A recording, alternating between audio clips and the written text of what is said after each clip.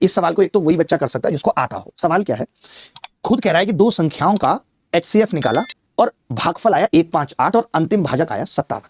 आपको एक बात पता है कि जैसे मुझे अगर 18 और 24 का LCM निकालना हो, 18 और 24 का, तो कैसे निकालते हैं दुर्गा जी, आपको पता है? भाग विधि से। तो मैं बताता हूं, पहले आप 24 लिखते हैं, HCF निकालना फिर भी आसान है।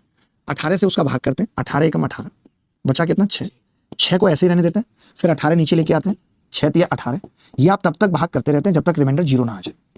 तो ये जो 1 आ रहा है और ये जो 3 आ रहा है, इसी को भागफल कहा गया शास्त्रों में। कहा गया भागफल कहा गया। मैं आज थोड़ा स्लो बता रहा हूं ताकि हर एक बच्चे को समझ में आए। और ये जो दुर्गा जी 6 है ना, 6 ये लास्ट डिवाइजर है। दिस इज लास्ट डिवाइजर, ये अंतिम भाजक है। आपको पता है जो अंतिम भाजक होता है इसी को HCF कहा गया है शास्त्रों में, ये सब जानते हैं। अब सोचिए, इन्होंने एक तो इतना घटिया सवाल पूछा कि इन्होंने क्या किया, HCF दे दिया, अंतिम भाजक का मतलब क्या हो गया, HCF दे दिया, और ऊपर से ये दे दिए 1 और 3, वो भी 3 है, 1, 5, 8, ऐसे 3 बॉक्स बनाने पड़ेंगे। यानी पहले आप दोनों संख्याएं निकालो। इन्होंने क्या कह दिया कि पहले आप दोनों संख्याएं निकालो और दोनों संख्याएं निकालने के बाद आप उनका LCM लो। यही तो कह दिया इन्होंने, बताओ यही कहा। ऐसे 2 ही सवाल है दुर्गा जी पेपर में, NTPC 2025 में।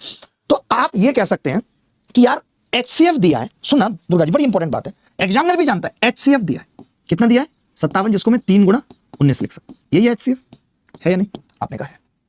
और LCM पूछ रहा है।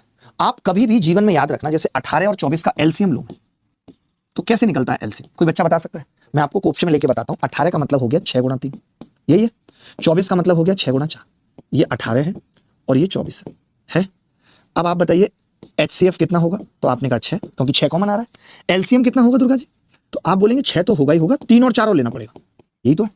यानी कि एक बात समझ में आ गई, LCM में HCF विद्यमान होता है, होता है नहीं होता। हमें यह समझना पड़ेगा कि LCM is always divisible by HCF, by HCF। ये शायद आपने पढ़ा भी होगा और नहीं पढ़ा है तो अभी आपने समझ लिया। मैं ये कह रहा हूं कि अगर कोई 2 संख्या है, एक संख्या है HA, एक है HB, इनमें H कॉमन है तो HCF कितना हो गया H, LCM कितना हो गया, A और B में कुछ कॉमन नहीं, HAB। तो आपको ये पता चल गया कि LCM हमेशा HCF से कटता है। तो मेरा मतलब है, मैंने ये बता दिया, आप इस पूरे पेज पे लिख करके एक चीज समझाई कि अंतिम भाजक का मतलब HCF है और LCM अगर वो पूछा है तो वो HCF से कटेगा, यानी 57 से कटेगा। और कोई संख्या 57 से तभी कटेगी जब वो 3 और 19 से कटेगी। कोई संख्या 57 से तभी कटेगी जब वो 3 और 19 से कटेगी। तो आपने देखा कि जी वो 3 और 19 से कौन सी कट रही है, तो 5 और 4 9 और 4 बचेगा, ये 3 से नहीं कट रही। 5 4 9 9 2 बचेगा, नहीं कट रही। 5 4 9 और 7 3 10 नहीं कट रही। 5 4 9 और 3 और 3 6 ये कट रही है। D is the correct answer.